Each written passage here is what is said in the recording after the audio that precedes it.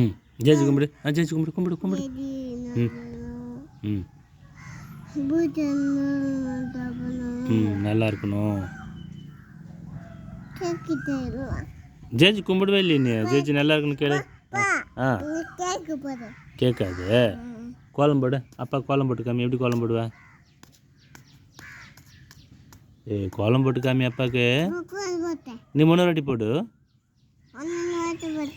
ம் கோலம் போட்டியா? ஓகே. பூ ஆக்கிட்டியா?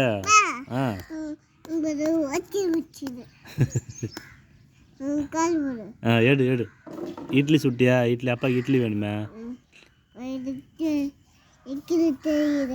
சரி.